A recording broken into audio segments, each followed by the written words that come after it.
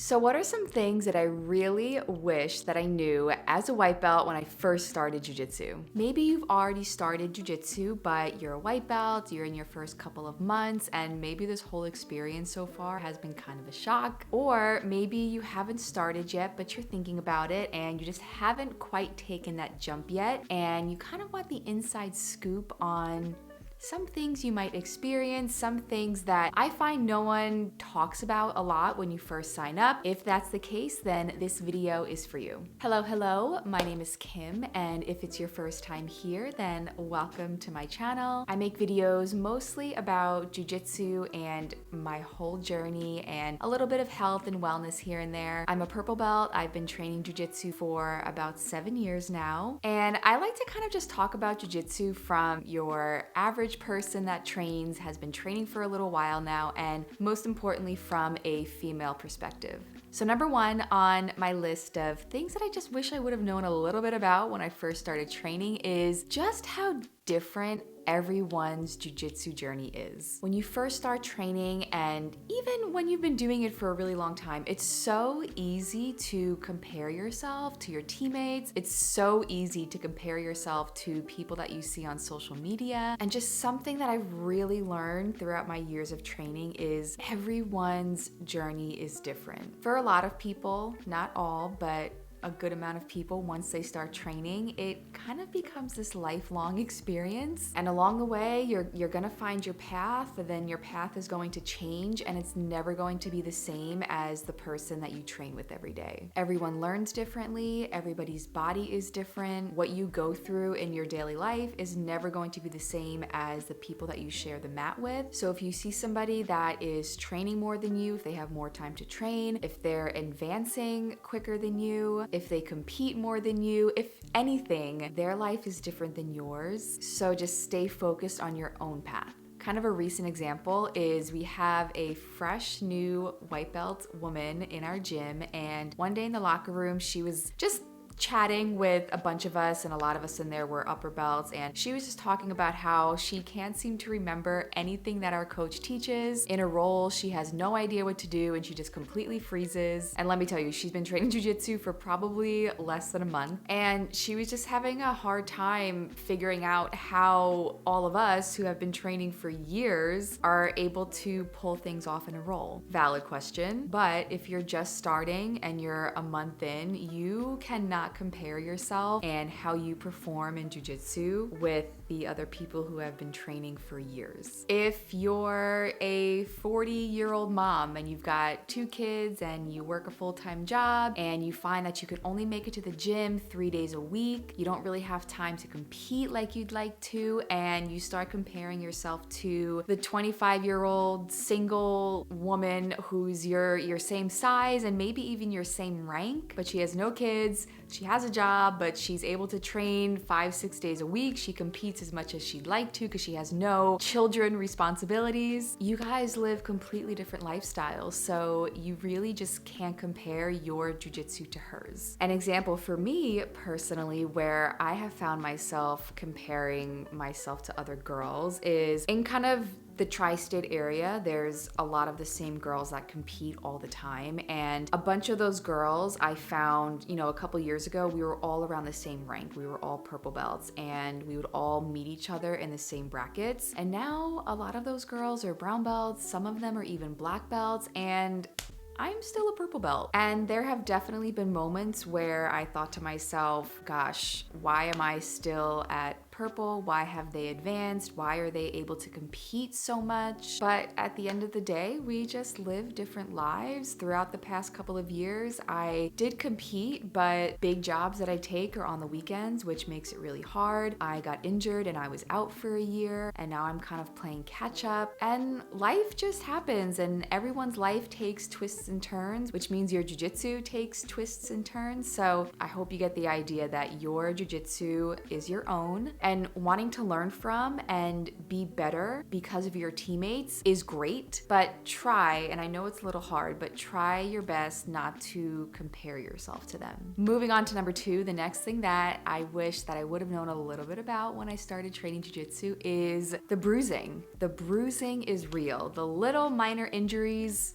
they are real. When I first started training, the reality of what jujitsu is never really occurred to me. How much of a full contact sport that it is, how you're essentially trying to inflict pain on your partners. I never really realized this and really thought to myself, is this something that I actually really want to do? And then I got really involved finally when I started taking classes, and I have grown men sitting on my chest, making it hard to breathe. People are contorting my body. I have my neck going one way, I have my limb going the other way. I remember that first summer of training jujitsu all the time, my legs were covered in bruises. I looked like a ripe banana. Like I was embarrassed to wear shorts. The rib pain, the sternum pain, the toe pain, all of these little things that I feel like no one just warns you about when you step on the mat for the first time. You will probably experience some of that. And I think a lot of it is your body is just not used to it if you've never done something like this before. And it just takes a little bit of time for your body to adjust. Now, for example, once in a while I'll get a bruise, but I really don't bruise anymore from jujitsu. I don't get all of those little minor injuries anymore. So it does get better, but just be aware in the beginning, you will probably deal with a lot of little aches and pains. Number 3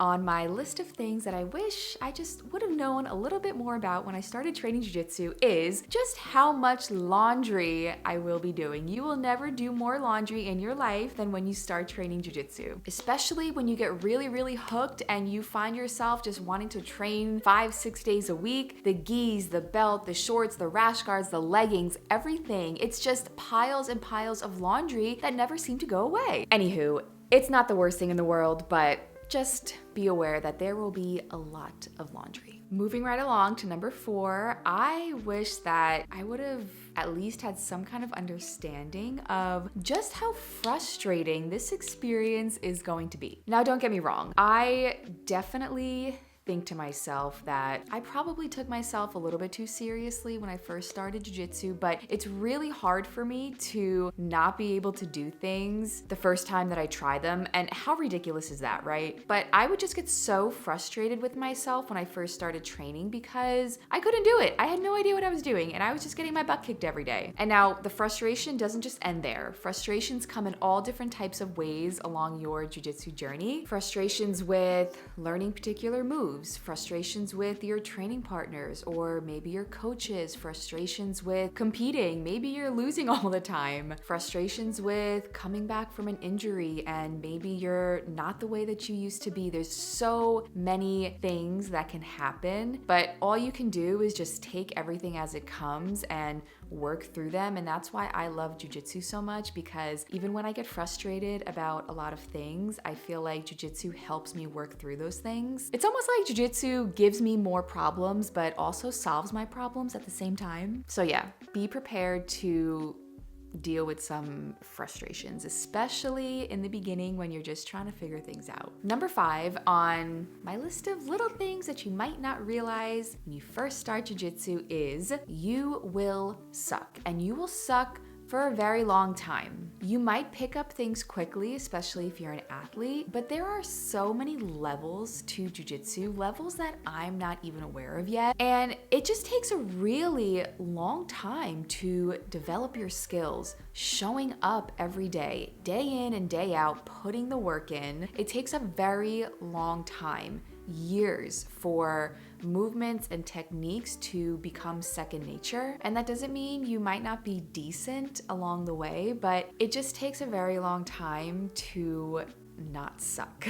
I actually have somebody in my DMs right now who I have to answer, and I briefly read her message, something along the lines of she's competing soon and she's been training for 6 months and she's getting frustrated and she's kind of just tired of not feeling good and she wants to be better. And my immediate thought was 6 months, that's a good little chunk of time, but in the grand scheme of jiu-jitsu, 6 months is not a long time at all. And it is normal at 6 months of training to not be good, to still not know what you're doing. I competed for the first time around the 5 or 6 month mark, and my first match, I got choked out in about 30 seconds because I froze. And in the second match, I ended up winning that bracket, but in the second match, I held the girl in close guard for probably 4 out of the 5 minutes. I think maybe I got one bump sweep or something, but I held her in my close guard for at least 4 minutes because I had no idea what to do. It just takes time. Embrace the suck. Number 6, and this is specifically for all of my ladies that might be watching. When you train jujitsu, at some point, you may feel a little slighted. What do I mean by that? You may come in contact with some guys who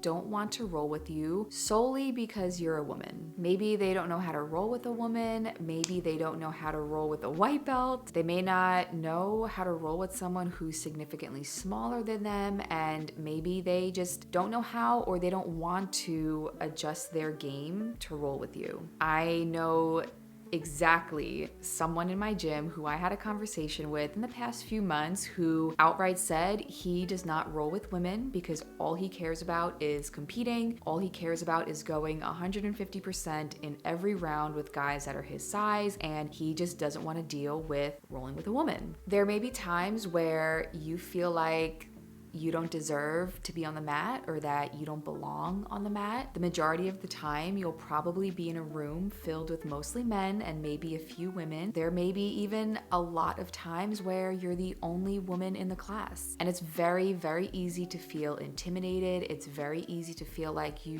don't belong there, you don't deserve to be there, and that you don't fit in. You may feel left out when it's time to roll because most of the time, guys will choose each other to roll with before they choose you. And in the moment, it stinks. It's intimidating, and I have 100% felt like all of those things, feeling like I don't deserve to be in the room with 25 of these men, feeling like I have to prove something to them just because I'm a woman who trains, feeling like they don't respect me because I'm a woman who's training. If you're training with mostly men, at some point you may even feel like your jujitsu is not progressing because you're only rolling with guys that are double or triple your size. These are all very normal and valid feelings, and I think probably the majority of women in jujitsu have felt one, if not all of these things at some point along their journey. All of these feelings and experiences are valid and very real, but sometimes I do wonder, maybe just me personally, if I would just get in my own head, if I would almost be in my own way. Sometimes guys may not ask you to roll, especially if you're new and they don't really know you, because they don't know if you want to roll with them. As difficult as it is, sometimes you do have to take that first step and you do have to put yourself out there. And the more friendly you become with your teammates, the more training you get under your belt, I promise that some of the guys in the room may become some of your favorite training partners. If you're in a really good gym environment, you will feel included, you will feel like you belong, your coach will make sure of that, and you will feel like you're meant to be there because you are. You deserve to be. No matter how new you are, no matter your age, your size, you deserve to be on those mats just like everybody else. And the last one that I'm gonna wrap it up with is you can roll with whoever you want. And I put this on my little list because for a very, very long time, I felt like I had to roll with everybody. And of course, you want to be kind and you want the experience because I think with most people in the room, you can learn something from, but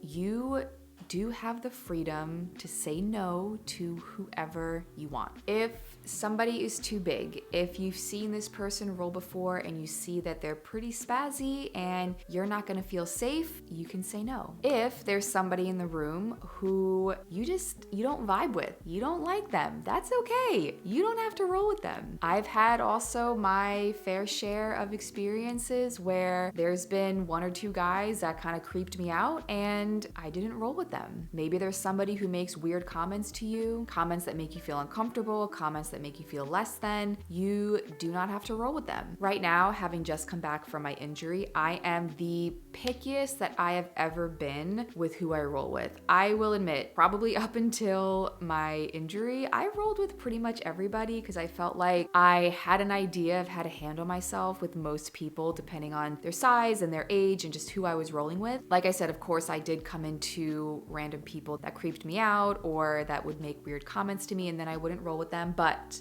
now, if you're a white belt and I've never met you before because my gym now has like 15,000 people, if I've seen you roll and I know you're spazzy, white belt, blue belt, even some purple and brown belts, you can still be spazzy. Some people, they don't get it. And to be fully transparent on how to handle some of these situations, there have been, in the past few months since coming back, a couple of men that are white belts, and I know them, I'm friendly with them. A few of them are even the fathers of some of the kids that I teach. And if I was kind of encouraged to roll with them, maybe I was left without a partner and they were left without a partner, and I purposely did not want to go up to them to ask them to roll, and maybe my coach was like, oh, you should roll with him. I flat out say, no. I'm only rolling with people that I've trained with for a really long time. I'm sorry, I don't feel comfortable. I explain briefly the situation. That's just personally what I like to do. And I let them know, this has absolutely nothing to do with you personally. It's just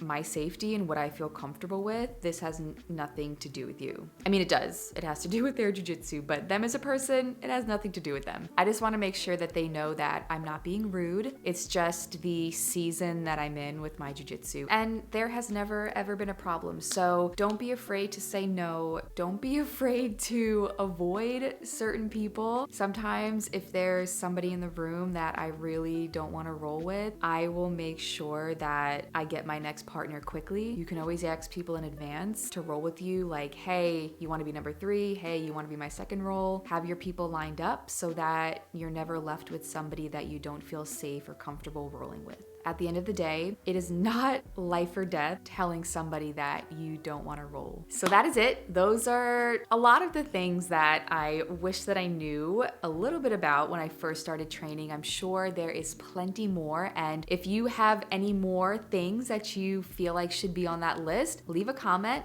Let us all know. If there's anything that you would like me to elaborate more on, maybe in a separate video, let me know. There's a lot of things that we experience in jiu-jitsu. And I think especially as women, we just feel things a lot. You know what I mean? Like, I feel everything very deeply, and can be very emotional about some things. And I think that's normal, right? Like, I'm a girl and I take my jiu-jitsu very seriously. So there's just a lot of things that you can go through when you train that no one really talks about on the surface. You know what I mean? If you have any questions or concerns about anything, always feel free to DM me on Instagram. I will always respond, unless you're a creep. So until the next video, I will see you guys next time.